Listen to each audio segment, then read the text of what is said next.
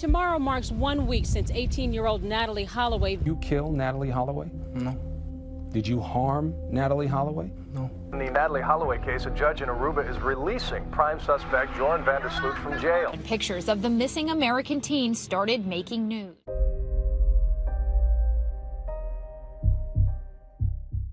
On May 30, 2010, on that fateful day, 21-year-old Stephany Flores decided to participate in a poker tournament held at the Atlantic City Casino in Lima, Peru. This decision became the beginning of a tragic story that would soon shock everyone. She was a genuine gambling enthusiast, and just a couple of days before this, she had managed to win 10-0. In her eyes, the chances of winning looked very promising. Before we begin, write in the comments what city you're from. Perhaps the next episode will be about a crime in your region. Before heading to this mysterious place, she quietly informed her father that she would spend just a couple of days there before returning home. But at that moment, no one could predict that her words would be the last he would hear. After this trip, she disappeared and no one saw her again. Stephany Flores shared her life with her father. This family was widely known in society. Their names were on everyone's lips. Her father, Ricardo Flores, was not just a race car driver, but also a candidate for the presidency of Peru, which added intrigue to his life and the fate of his family. In this family, where an atmosphere of children's laughter and mischief reigned, 5 children grew up, 4 boys, full of energy and mischief, and 1 girl named Stephany, who seemed to be the only light amid the stormy sea of boyish pranks. Love prevailed in the family, but their only daughter, the youngest of all, stood out especially. Parents and older siblings surrounded her with care, as if she were their most valuable treasure, which ultimately led to unexpected consequences. Despite their high status and impressive wealth, each family member remained a simple and kind person, enjoying the ordinariness of their life. But behind this idyll lurked secrets that could shock even the most steadfast observers. The 4 sons, each with their secret plans, immersed themselves in the world of event organization. Stephany was in her 3rd year at the University of Lima, immersed in studying business administration, and at the same time working, earning a living alongside her brothers. Stephany, a true thrill seeker, immersed herself in the world of gambling, where she managed to earn impressive sums. But behind this brilliant side lurked dark secrets and risks that could turn into catastrophe. When the girl didn't return home after the poker tournament, anxiety gripped her father, Ricardo. He knew that in the world of gambling, not everything was as harmless as it seemed, and his heart tightened with a premonition of trouble. It was strange because Stephany was always responsible and never disappeared without a trace. Her behavior caused alarm, like a harbinger of something ominous. The man, overcome with anxiety, dialed his son's numbers, begging them for help in this critical moment. The brothers found themselves in despair when their attempts to call Stephany were unsuccessful. At that moment, they began calling all the missing persons acquaintances, but none of them could give even a clue about where the girl might be. They searched every corner of the district, vainly and unsuccessfully looking for their sister, who seemed to have vanished into thin air. At the moment when the father dialed the police number, anxiety hung in the air. Stephany had disappeared without a trace. The police headed to that very hotel where fates were being played out at poker tables and began questioning the establishment's employees, trying to unravel the tangle of events that had occurred on that ominous night. They had no idea where one of the participants had disappeared to. The detectives, immersed in an atmosphere of mystery, requested recordings from the hotel's surveillance cameras and began carefully studying them, hoping to reveal the secrets hidden behind the frames. After studying the recordings from surveillance cameras installed in the corridor next to the conference hall where the tournament was held, they stumbled upon a mysterious moment. Around 3 o'clock in the morning, on May 30, a girl entered the room. She approached the table and sat down next to a young man in light-colored clothes, who was already in his seat. What happened on that night when everything seemed normal? In the shadow of the tournament, where excitement and tension intertwined, they exchanged pleasantries. And then, under the cover of night, left this place together when the clock struck 5 in the morning. Later, hotel workers began to recall seeing them together, and this became just the beginning of a convoluted story, full of riddles and secrets. The guy looked like a model of politeness and friendliness, but behind this mask, something more could be hidden. One of the employees even noticed that this mysterious stranger resembled actor Brad Pitt, as if he had stepped off the screen into real life. That's how he remained in memory. But the investigators faced a puzzle. Where did this couple go after the tournament? When investigators began delving into the world of video recordings, they stumbled upon a key to solving this mystery. At 5:16 a.m., as if from the shadows, Stephany and that mysterious stranger entered room 309. What happened on that ominous night? After some time, he returned, holding 2 cups of coffee and fresh pastries in his hands, as if knowing that this would help ease the tension in the air. 3 hours and 20 minutes.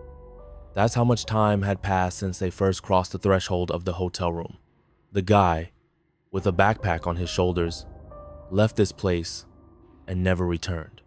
What happened during this time? The mystery, shrouded in shadow, remained unanswered. After his departure, he gave strict orders to the hotel staff. Do not disturb the girl in the room.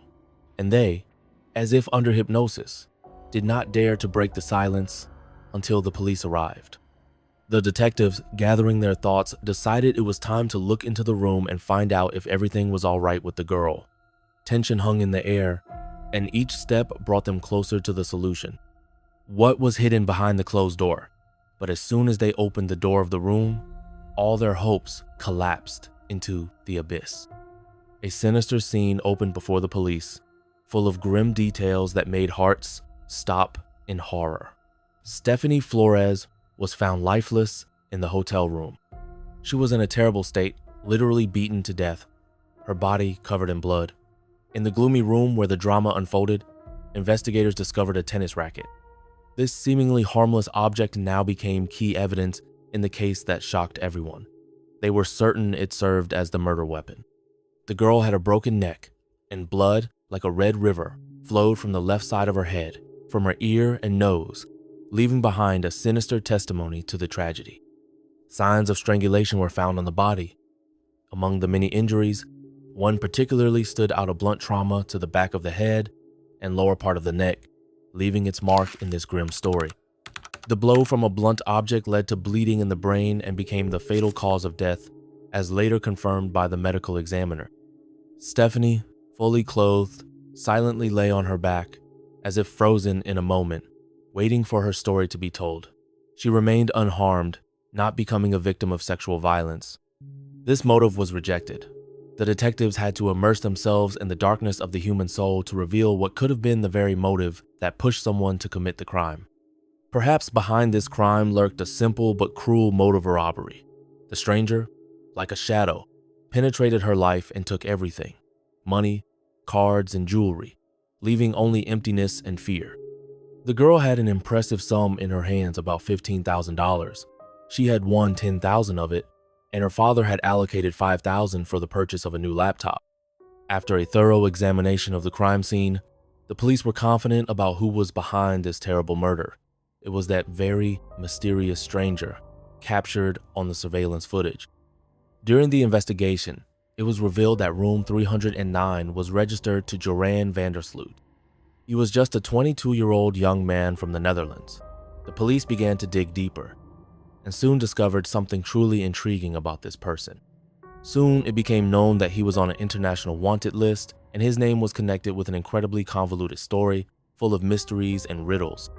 Joran van der Sloot had long remained in the shadow of being a suspect in the case of the disappearance of American Natalee Holloway. A high school senior from Alabama is missing today. Now police there are treating the case as a criminal investigation. Looking for Natalee Holloway here in Aruba has become almost a national obsession.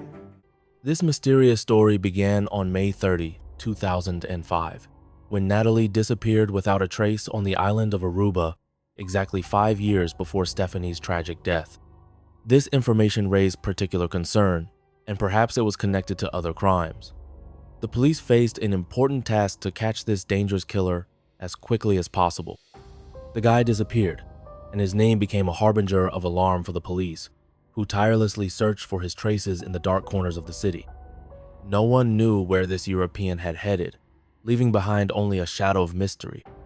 While the search for him continued, the police delved into the grim details of Natalee Holloway's disappearance, striving to understand whom they were about to face in this tangled case to gain a deeper understanding of whom they were about to encounter.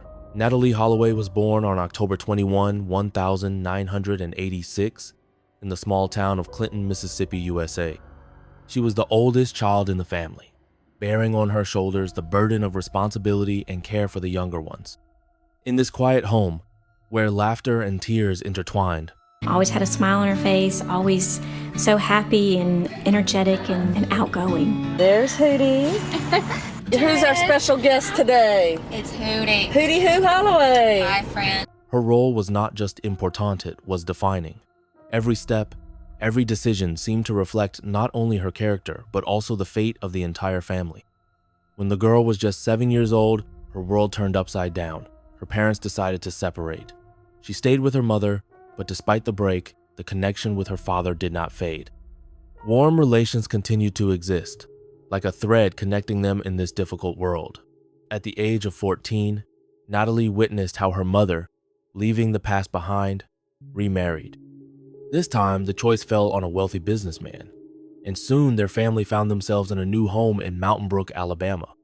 This was the beginning of a new chapter, full of unexpected turns and hidden secrets. She was a model of success, an excellent student who brilliantly graduated from school while engaging in cheerleading and dancing. But behind this perfect picture lay secrets that no one could have predicted. She earned a full scholarship and proudly joined the ranks of the university. She graduated from school with outstanding results. She earned a full scholarship and entered university, opening a new chapter in her life. The girl had her whole life ahead of her, full of hopes and dreams, but one trip, seemingly promising to become a dream come true, turned into a tragedy, destroying all her plans. 18-year-old Natalee Holloway, full of hopes and dreams, headed to the Caribbean island of Aruba to spend the vacation of her life. But what should have been a carefree holiday soon turned into a real tragedy. Aruba is a mysterious island that is part of the Netherlands, located in the southern part of the Caribbean Sea. Along with other islands, it forms the mysterious Dutch Caribbean basin, where every corner holds its secrets and stories. This island, surrounded by the azure waters of the Caribbean Sea, is considered one of the safest places in this mysterious region, where mysteries and stories intertwine with serenity. In this place, crime practically doesn't exist. In the dream vacation organized by the school for high school students who were preparing to celebrate their graduation, not only joy was hidden, but also many secrets waiting for their moment. In May 2005, 124 students and 11 teachers headed to that mysterious island, not suspecting that events awaited them that would change their lives forever. The vacation turned out to be a real adventure, full of unexpected turns and bright moments. They chose the cozy Holiday Inn hotel, where everything was included, as if in a trap luring them into a world of comfort and carefree living. In Aruba, in this tropical paradise, alcohol can only be consumed from the age of 18. This rule, like many others, protects the young generation from temptations that can turn into tragedy. Every day when they were on vacation, their daily routine followed the same ominous scheme. The vacationers would get up whenever they pleased and spend their days blissfully, as if unaware that outside their carefree world, secrets and dangers lurked. They enjoyed the moment, talking and laughing, lying on the beach where crystal clear blue waters beckoned, as if hiding their secrets beneath the surface. Sometimes, in the quiet of the afternoon, they could allow themselves a little rest, immersing themselves in the world of half-sleep. That evening, they headed to dinner, and then, like hunters for luck, entered the casino and bar. There, among the flickering lights and sounds of gambling machines, they tried various cocktails, including those containing alcohol. May 29, 2005, became the last day of their vacation, a moment when serenity turned into anxiety. This day didn't foretell anything unusual, like all the previous ones, except that people began packing their suitcases, preparing for something inevitable. Natalee, like everyone else, packed her things, carefully placing her passport next to her suitcase before going to dinner.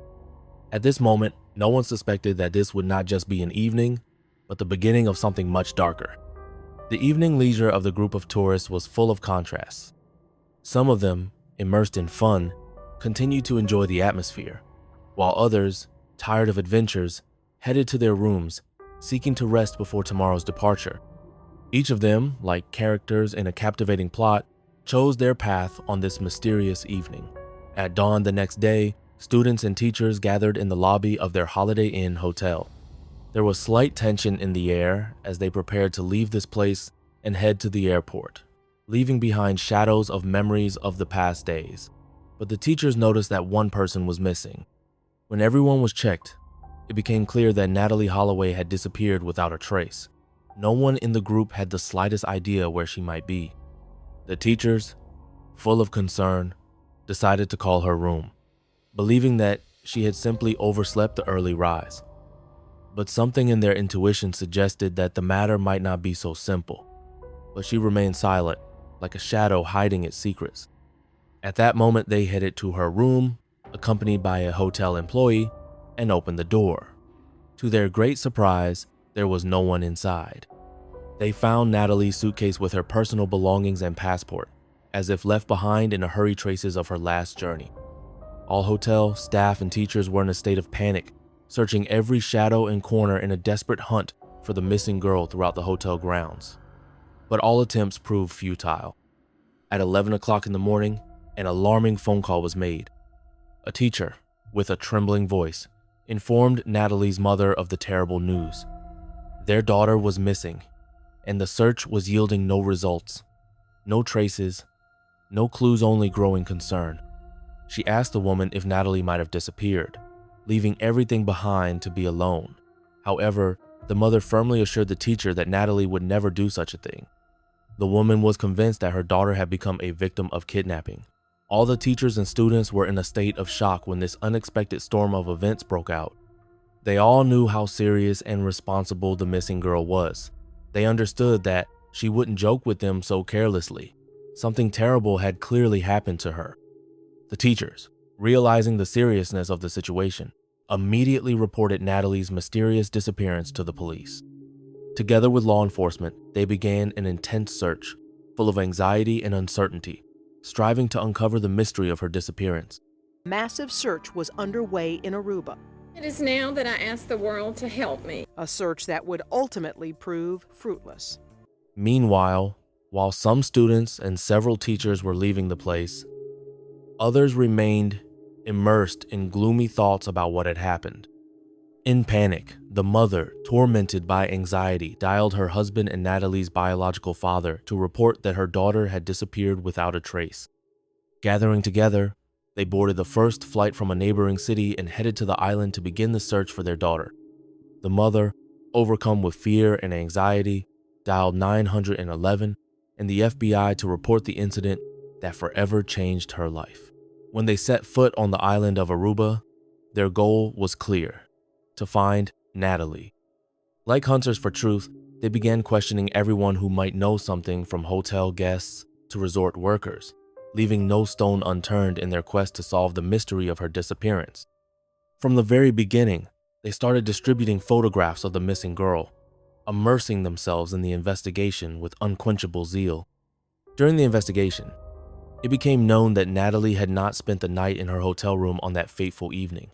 She never appeared there at all. Some of her friends witnessed her talking in the casino adjacent to the hotel with a tall man, a European from the Netherlands. They were certain she might have disappeared with him, leaving everything behind.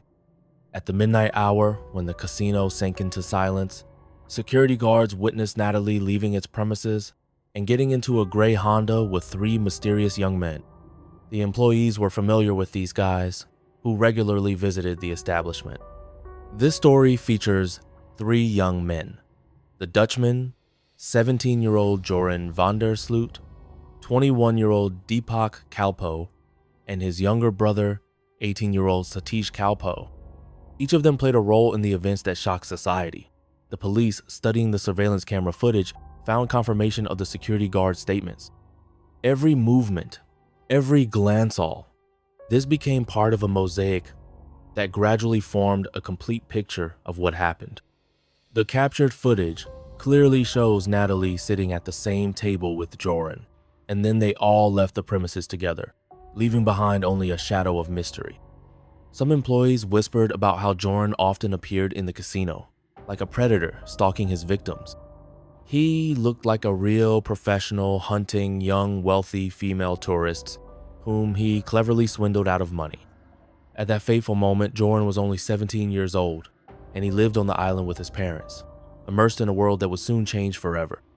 The young man was born into a family with a good reputation. His father, a man with an impeccable reputation, was a lawyer, and his ambitions knew no bounds. He dreamed of becoming a judge. Joran was a young athlete, the pride of his school, always at the peak of success. He was predicted to have a brilliant career on the football field, as if it were written in his destiny beforehand. However, in his teenage years, serious behavioral problems began. He immersed himself in the world of bars and casinos, where alcohol became his faithful companion and partish's usual shelter. All the evidence pointed to this young Dutch man. Parents desperately searching for their missing children, together with the police, headed to him, hoping to get answers to their agonizing questions. The gray Honda, last seen with Natalee, stood silently parked outside, as if waiting for its driver who never returned. The young man's father slowly opened the door, as if sensing that behind it lay something more than just a visit. When the police began the investigation and raised suspicions against Joran, he calmly stated that his son had supposedly gone to another hotel's casino. In this statement already lurked a shadow of doubt that made one wonder what was really happening behind closed doors. The police arrived at the scene to question the young man, but to their surprise, he had already disappeared. While everyone was absorbed in the search for Joran, his father, overcome with anxiety, decided to call the police. He reported that his son, along with his friend Deepak, had returned home. Soon after, the police arrived at the scene, ready to find out what had happened. The friends were separated, and each of them found themselves under the close scrutiny of investigators, forced to answer questions alone. Their stories were not only unique, but also constantly changed, like living creatures that leave no traces in their path. At first, they both insisted they had never met the missing girl. But when police showed them surveillance camera footage capturing their interaction with her, Joran suddenly remembered that he had met her on that fateful evening. After the casino game ended, she approached him with a request to go to a club where nightlife promised to be full of surprises. He made a decision and invited two companions, Deepak and his brother Satish. The four of them set off in the car, ready for what lay ahead. That evening, they enjoyed life, immersing themselves in an atmosphere of fun, drinking, and dancing. But when they drove him back to the hotel, the mystery of the disappearance began to unfold, and the missing girl never appeared in their lives again. But in the end, Joran made a shocking statement. He witnessed a hotel security guard showing inappropriate attention to Natalee when she entered the establishment. Nevertheless, the police were aware that this story was just a deception. The camera recordings had been carefully studied, and investigators already knew that the girl had never returned to the hotel. Her disappearance was becoming increasingly mysterious, leaving behind only a shadow of anxiety and bewilderment. During the investigation, they were repeatedly detained for giving false testimony. However, despite all efforts, the investigation did not have sufficient evidence to charge them, and they were released again. A walk on Arashi Beach is not just a vacation.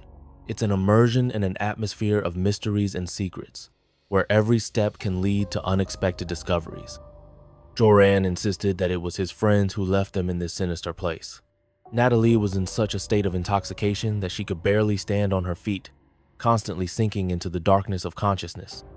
She was falling, and eventually he left her alone, as if it were part of some sinister plan. He knew that an early rise in classes awaited him the next morning, leaving no room for delay. But Natalee had no intention of leaving this place. According to him, the girl wanted to enjoy the last night to the fullest, and at that moment she let him go. Joran insisted that he had no idea what happened to her after that. Did you kill Natalee Holloway? No. Did you harm Natalee Holloway? No. Joran insisted that on that fateful night, only an innocent kiss occurred between him and Natalee, and there was no intimate connection. But can we believe his words when the shadow of suspicion has already fallen on their relationship? As if from a grim story, friends told how the Dutchman, who had enchanted the girl, left her on the beach like a forgotten object after satisfying his whims. The police conducted a detailed inspection of this beach, but, alas, not a single clue about the missing girl's whereabouts was found. Among the shadows of hotels, where secrets hide behind every corner, one of the gardeners decided to make a revelation. He gave law enforcement officers a new clue that could change the course of the investigation. He said he witnessed 3 young men, Joran, Deepak, and Satish, digging a hole on an abandoned plot of land near a pond on that ominous night when the girl disappeared without a trace. The police, like hunters for truth, arrived at the place where, according to rumors, secrets were hidden. They drained the pond, dug up every inch of land, but, alas, their efforts were not successful. Nothing was found. Time moved relentlessly forward, but no charges were brought, and Natalee remained in the shadows, never finding her peace. The family, overcome with anger and despair, could not accept that the investigation had reached a dead end. They blamed the police for inaction and incompetence, believing that the true culprits remained free. The missing girl's loved ones were convinced that Joran was a key figure in this tangled case. They believed that pressure on him could force him to confess everything, but the police, unfortunately, did not take the necessary steps. Natalee's family, desperate in their search for their beloved, announced a generous reward of 100 for any information that could lead to her whereabouts. But that's not all. They were ready to give a whole $1 million to anyone who could bring her home alive.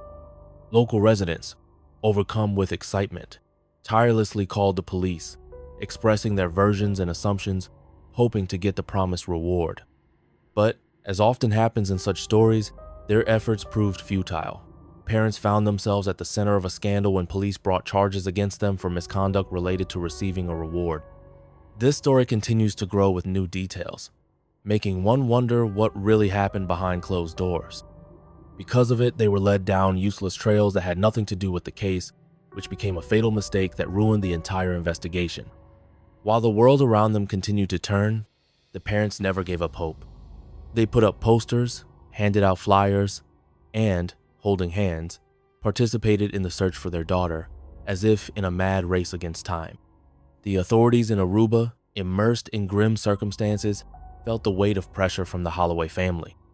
They knew they had to proceed cautiously, not rushing to make arrests until they had gathered enough evidence to confirm their suspicions. All this led to serious complications in the investigation. In one dark moment, 3 people, Joran, Deepak, and Satish, were taken into custody, and their fate was decided for a full 3 weeks. Locals anxiously expected that charges would soon be filed, but their expectations proved futile. The trio was simply released, leaving behind many questions and bewilderment. Deepak and Satish were freed after 3 weeks, but Joran found himself trapped in the system longer.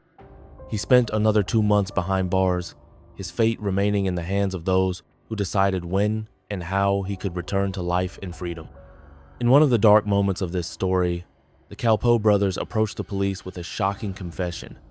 Their father, as it turned out, had helped Joran hide traces of the terrible crime by disposing of the girl's body. The man found himself in the spotlight when he was arrested, but, as it turned out, the investigation had no evidence against him. After 3 days, he was released, leaving behind only a shadow of mystery. Joran's father, a lawyer by profession, took a bold step, sued the Aruban police for wrongful detention. His fight for justice was successful. He won the case and received 40-0 in compensation. This case ended in triumph when the sum of 40-0 was awarded. The disappearance of the high school girl turned into a real sensation, attracting media attention throughout the United States. This caused serious concern for the Aruban authorities, as their economic well-being directly depended on tourists from America. This case drew public attention when Natalee's parents began persistently demanding justice for their daughter, trying to wake the police from their inaction. In this regard, Joran himself did not stay on the sidelines. He eagerly participated in interviews on American TV channels, earning money, and enthusiastically shared details about how he met Natalee and about that fateful night. The young man persistently assured everyone around him of his innocence, claiming that he had nothing to do with the girl's mysterious disappearance. A year after Natalee's mysterious disappearance, there is still darkness of uncertainty surrounding the fate of this girl. A year after Natalee's mysterious disappearance, Joran returned to the Netherlands, where he continued his studies as if nothing had happened. He gave interviews to local TV channels, where he anxiously claimed that he had become a victim of a cunning setup. He insisted that on that ill-fated night, he left Natalee Holloway on the beach and headed home, not suspecting that he would soon become part of one of the most mysterious disappearance stories. Joran, in the company of a journalist, published a book dedicated to Natalee's mysterious disappearance. 2 years had passed since that fateful day, and he decided to share his version of events, asserting his innocence. Thus, this young man managed to profit quite well from this whole confusing story and the commotion that arose around it. Under pressure from Natalee's parents, the police finally decided to search Joran's house and its surroundings on the mysterious island of Aruba. They searched every corner of the house, dug up the yard, but found nothing that could attract the attention of the investigation. This case attracted the attention of investigators and viewers around the world, especially in the USA, Aruba, and the Netherlands, where every step of the investigation aroused unquenchable interest. Joran, like a star in the dark sky, attracted public attention, and viewers were divided into two opposing camps. Some whispered about his involvement in Natalee's mysterious disappearance, while others sincerely trusted him, not suspecting the dark secrets hiding behind his smile. Meanwhile, Joran did not abandon his habits and continued to appear on TV shows, as if seeking something more than just viewer attention. In the midst of the tense situation, Desde el primer momento siempre has dado una confesión sincera y... The young man, unable to cope with the pressure and persistent questions, suddenly threw a glass of drink toward a journalist, as if at that moment all his anger and hopelessness found an outlet in this impulsive gesture. 3 years after Natalee's mysterious disappearance, new information loomed on the horizon. 3 years after Natalee's mysterious disappearance, new information stirred in the air again. On that ominous night when Natalee disappeared, one of the witnesses, as if from a dark story, claimed to have witnessed the presence of Joran and his father. Their shadows crossed with a mystery that still remains unsolved. In the darkness of early morning when the clock struck 4, the young man, gripped by panic, rushed from the pond to the fast food restaurant. Just a few minutes after his escape, 2 men, like shadows, disappeared into the night in a red Jeep, leaving behind only questions and guesses. In this tangled case, a second lead appeared, and it turned out to be connected to Joran's ex-girlfriend. She approached the police with a disturbing story about how one night the Dutchman uttered an ominous phrase. Who knows? Maybe now you're on the beach with someone who can dispose of a corpse. These words instilled fear in her, and she was sure that an innocent person would not say such a thing. Despite numerous leads, mysterious clues, and constantly changing versions of suspects, the island's police remained confident. They still did not have sufficient evidence to press charges. The cases against Joran, Deepak, and Satish were closed, leaving behind only a shadow of unsolved mysteries and untold stories. Investigators state that the investigation will reopen only when new, significant evidence appears. Charges were never brought against those who might have been involved in Natalee Holloway's mysterious disappearance. Joran seemed to enjoy his impunity and suddenly acquired fame, as if knowing that his actions would not go unnoticed. In 2008, the world saw a shocking recording in which the Dutchman described in detail Natalee's mysterious death. The scene was captured with a hidden camera, and Dutch journalists were behind this. On the recording, he recounted how he spent time on the beach with Natalee. Their passion ignited, but suddenly, everything changed. She shook and lost consciousness, leaving him completely bewildered. At that ominous moment, he turned to his friends with a request to dispose of her body. They, like performers of a dark ritual, took her out on a boat and without hesitation, dropped her into the abyss of the sea. Then another recording appeared, in which he openly rejoiced that Natalee's body was never found. Otherwise, according to him, he would have been fried. He also hinted that someone had helped him in this dark matter. But the most mysterious thing is that he managed to do all this with impunity. The confession he made on camera did not make the proper impression on the Aruban police. They confidently stated that this was not enough for court, leaving behind a shadow of doubt and distrust in his words. To bring him to justice, it was first necessary to find the body and gather evidence that could shed light on this dark case, but they didn't have this. Some believe that Joran was merely seeking fame and profit, using any means to achieve his goal. That's why he created all these amazing stories. For some time, Joran was in a psychiatric clinic, which he entered voluntarily. After that, he went to Bangkok, Thailand, where, with the money earned through interviews and books, he acquired a small restaurant and immersed himself in the world of business. In this very year, another journalist decided to risk an interview with Joran while he was hiding in Thailand. The young man recounted how he sold Natalee into sexual slavery, receiving money for it, which he then shared with the Kalpo brothers who had helped him in this horrible affair. He also said that he sent Thai women into slavery in the Netherlands, earning 30 for each of them. After completing the interview, he called her back, his voice sounding tense, and said, "It was just a joke." Joran's behavior caused deep bewilderment and anxiety, as if something sinister was hiding behind it. It turned out to be just a joke.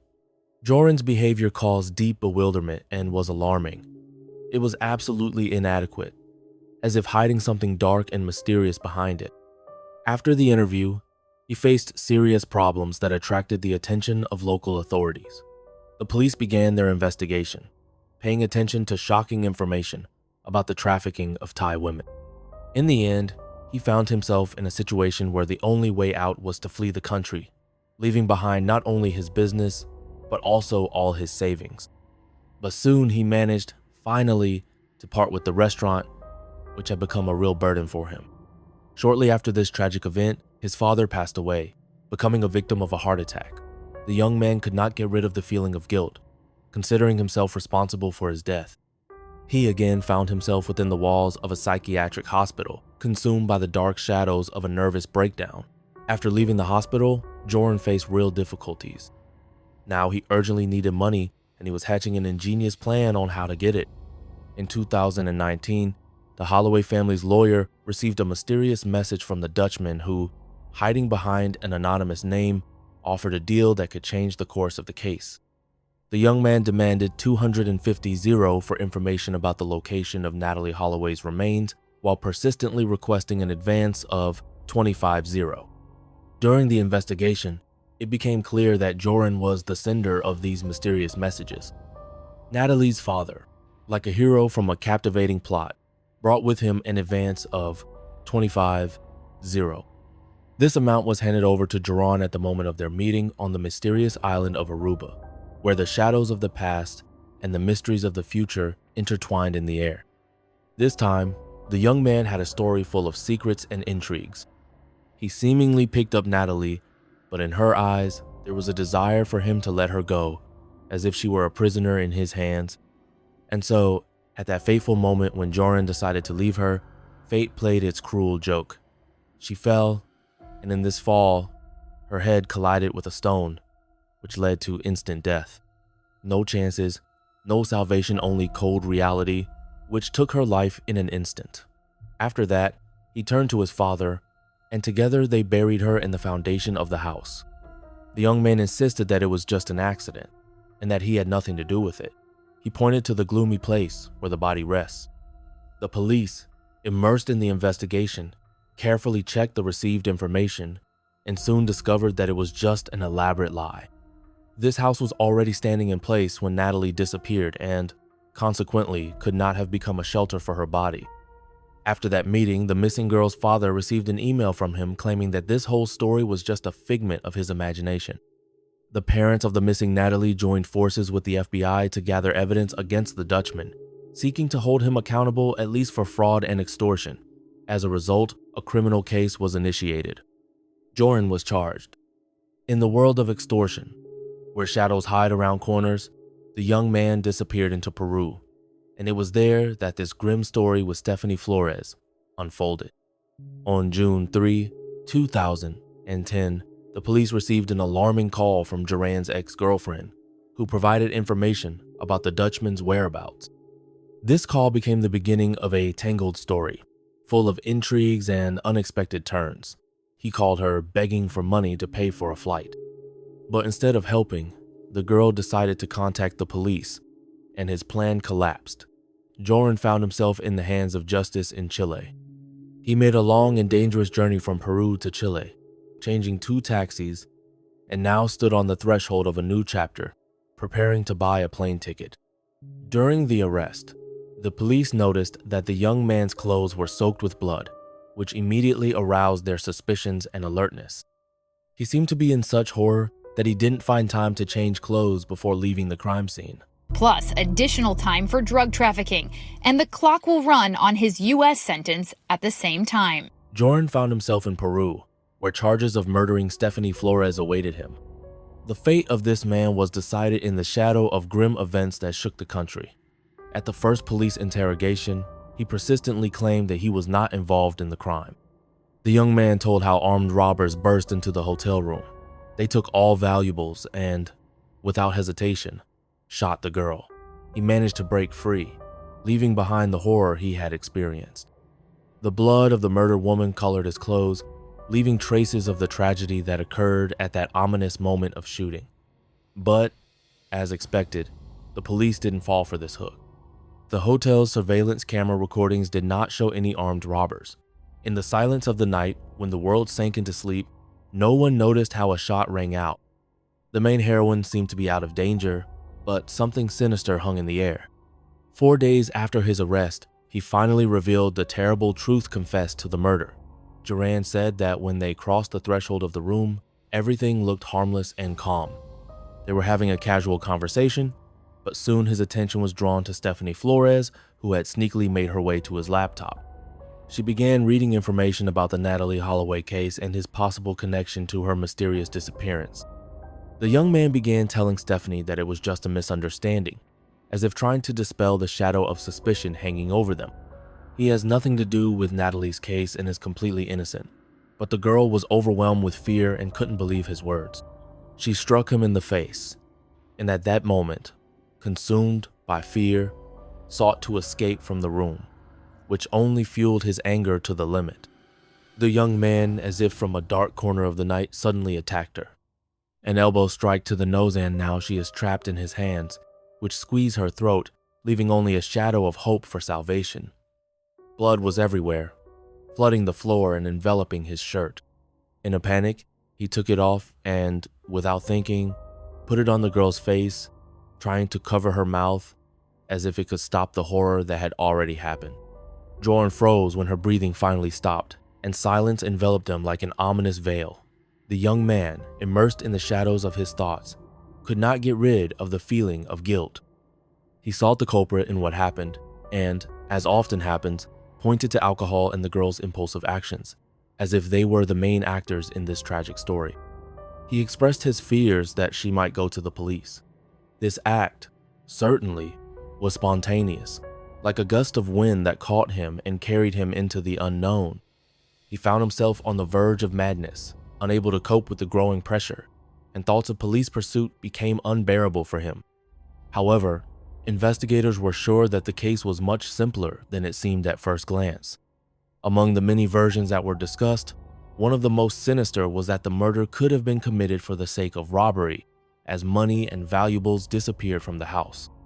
Joran realized that a long term in a Peruvian prison awaited him, and in desperation, he decided to try to make a deal with the prosecution. He approached the police with a shocking offer to indicate the place where Natalee Holloway's remains rest, in exchange for dropping all charges against him. In this grim exchange lurked secrets that could change everything, but no one dared to agree to such a deal. The trial entered its decisive phase. All the evidence inexorably pointed to him, and therefore the judicial process developed rapidly, as in a thrilling detective story. The prosecutor laid all the evidence on the table, as if assembling a puzzle that should reveal the truth.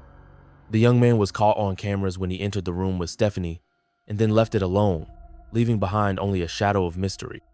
The victim's blood adorned his wrist, and on the body of the murdered woman and the murder weapon, they found his DNA.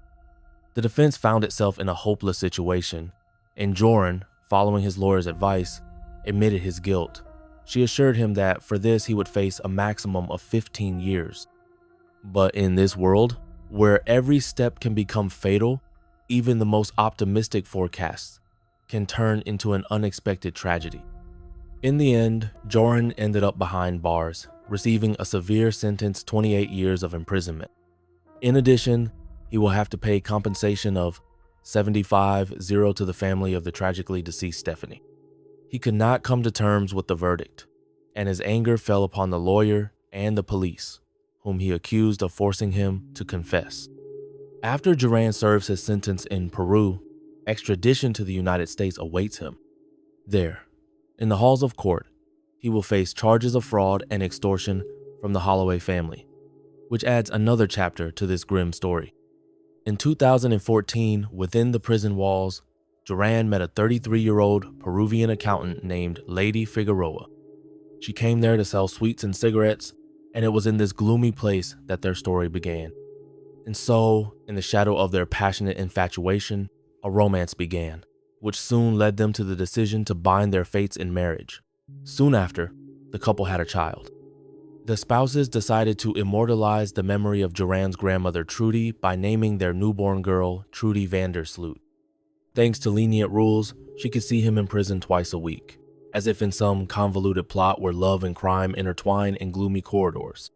She painted his image as the kindest person in the world, as if in the shadow of his kindness lurked dark secrets that no one dared to reveal. In 2020, Joran made a fateful decision to break his ties with her. The reason for this was another, more attractive young woman, 24-year-old Eva, with whom he conducted dangerous business, smuggling prohibited substances into prison. When the truth came to light, Joran was given an additional 7 years for his participation in the distribution of prohibited substances. After that, he was transferred to a prison with a stricter regime where visits became unavailable. Joran corresponds with Eva and other girls who find interest in him and write to him. Each letter is a step into the unknown, where secrets and intrigues lurk, awaiting their hour. Joran was never blamed for Natalee Holloway's disappearance, and this remained a mystery shrouded in the darkness of incompleteness. Natalee's disappearance is shrouded in mystery and remains unsolved to this day. The family has no doubt that Joran is behind her tragic fate. Everyone in the area was sure that they were involved in this mysterious story, Joran and the two Calpo brothers. Their names were whispered behind backs, and everyone knew that behind this trio lurked something more than just coincidence. They were called money hunters, and they masterfully caught rich American tourists on the hook, deceiving them and leaving them without a penny in their pocket. At the center of this story stood Joran, a man who was fluent in English, possessed irresistible charisma, and knew how to win women's hearts. His charm and communication skills made him a key figure in this mysterious narrative. And those two brothers were in the shadows, always ready to come to help, like shadows following every step. The family of the deceased is sure that Natalee fell into the trap of an ingenious deception, and Joran, as a true manipulator, tried to extract money from her. Perhaps they had no intention of taking Natalee's life, but on that fateful night, everything did not go according to plan. Perhaps she refused to give them money, and their robbery plan failed. In the midst of the conflict, the girl's life was tragically cut short, and they, gripped by fear, decided to dispose of the body to avoid the consequences of their actions. Most likely, they threw the body into the boundless waters of the ocean, where sharks lurk, and it was these predators that became their accomplices in this terrible crime. But what if something darker lurks behind this? Perhaps Natalee became a victim of premeditated murder, carefully planned and executed with cold calculation. The Holloway family felt how confidence in such a grim scenario only intensified after the shocking news of Joran's murder of Stephany. They met in a casino, where he, having seduced her, left with her, and then became her murderer. These two stories intertwine, like shadows hiding in the darkness of night. Initially, the Peruvian authorities agreed to extradite Joran Vander Sloot to the United States, but only after he serves his sentence for the murder of Stephany Flores. In May, The country's authorities, as if at a turning point of fate, changed their course. They agreed to temporarily hand him over to face charges in the US, but with the condition that he would return to Peru afterward. The reason for this decision was simple and alarming. The prosecution witnesses are already elderly, and time does not wait. Not allowing them to wait many more years, this process may become the very moment that brings long-awaited peace to the Holloway family, who are experiencing loss, just as the Flores family, immersed in their grief.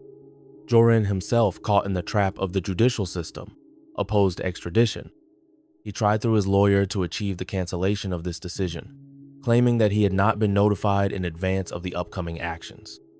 However, his attempts proved futilely. The petition was rejected and his fate was already decided. At the end of May 2023, real drama erupted in the Peruvian prison. He was severely beaten, leaving traces of violence and fear. In early June, FBI agents, like shadows from a grim story, arrived in Peru to carry out the extradition, using one of their planes. On June 8, 2023, on that ominous day when the plane with Joran Sloot landed on American soil, a story full of mysteries and intrigues began. He found himself behind bars in Birmingham, not far from where Natalee Holloway once lived. At the moment, there is no information about the start of the trial. This story is a reminder of how easy it is to fall into a trap when you trust the wrong people. Danger can hide behind an attractive appearance and beautiful words. Please be careful. Listen to your intuition. Don't ignore internal alarm signals. Too often, tragedies happen not because someone did something bad, but because someone didn't leave in time. This story is a lesson. And, perhaps, its most important goal is to protect someone else. Take care of yourself and your loved ones.